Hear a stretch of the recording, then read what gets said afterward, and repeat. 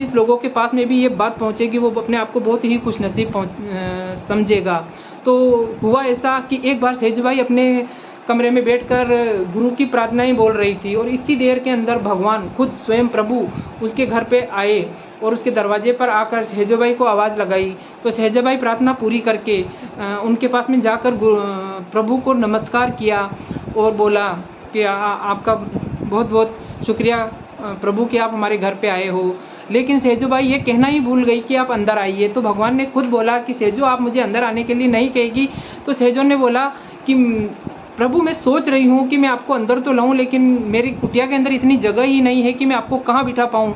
जो ये सिंहासन या आसन जो आपको दिख रहा है वो तो मेरे गुरु महाराज का है और मैं मेरे गुरु महाराज के आसन पर गुरु के अलावा किसी को भी नहीं बिठा सकती हूँ। तो प्रभु ने बोला कि मैं तो साक्षात प्रभु तेरे से मिलने आया हूँ और तो एक आसन के लिए ऐसा कर रही है। तो उसने बोला कि प्रभु मेरे लिए मेरे गुरु से बढ़ के कोई भी नहीं है। तो भगवान ने बोला कि भगवान भी नहीं।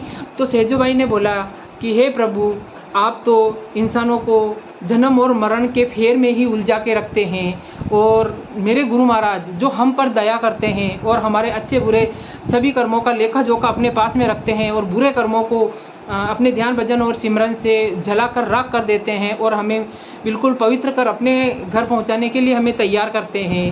तो भगवान बोलते हैं कि तुम्हें तो प्रभु का दर्शन हुआ है और फिर भी तुम गुरु का नाम ही लिए जा रही हो। तो सेजो भाई ने बोला कि प्रभु मेरे गुरु के अंदर तो इतनी पावर है, इतनी शक्ति है कि मैं अपने गुरु से प्रार्थना करूं तो भगवान के दर्शन तो मुझे वो यूं ही करा देते हैं।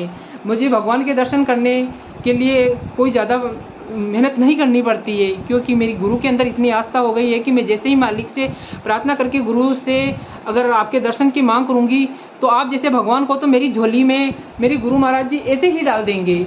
लेकिन मुझे तो अपने असली घर जाना है और असली घर का मुझे पता मेरे गुरु महाराज जी ने ही बताया है, क्योंकि अगर हम गुरु की भक्ति कर उनके कहे अनुसार नहीं चलेंगे तो हम 84 के फेर में फंस जाएंगे और 84 के फेर से निकलना मुश्किल ही नामुमकिन है।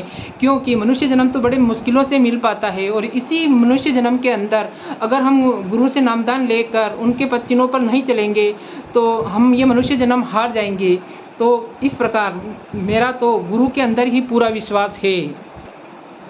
इस प्रकार भगवान सहजो बाई के मुख से गुरु की इस प्रकार की बातें सुनकर बहुत ही आश्चर्य में पड़ गए। लेकिन उन्होंने सहजो बाई को बोला कि सहजो बाई तो जब मैं तेरे घर पे आया हूँ तो मुझे भी कुछ सेवा दे दे कि मैं तुम्हारे गुरु के लिए कुछ कर सकूँ। तो सहजो बाई ने बोला कि प्रभु अभी अभी मेरे गुरु महाराज यहाँ पर आने वाले हैं और वो इस सिंहासन पर बैठेंगे और मैं उनको खाना खिलाऊंगी।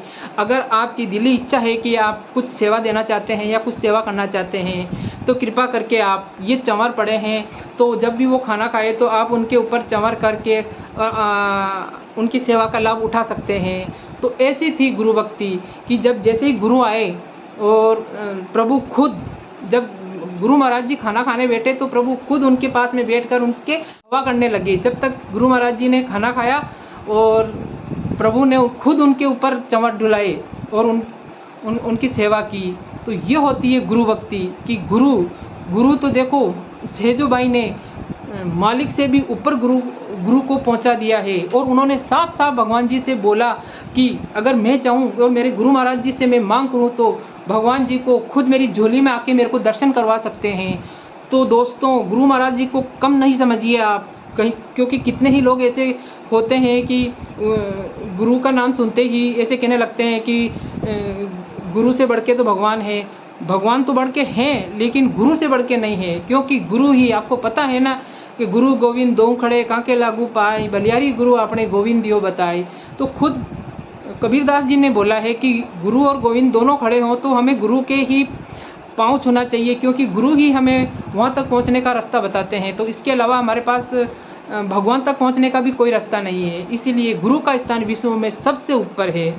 तो मेरे प्यारे भाई बहनों, परम संत सहजो बाई और गुरु भक्ति की मिसाल आपको कैसी लगी? अगर आपको ये सहजो बाई की भक्ति की कहानी आपको अच्छी लगी हो तो लाइक कमेंट और शेयर कीजिए और मेरे चैनल को सब्सक्राइब कीजिए। जय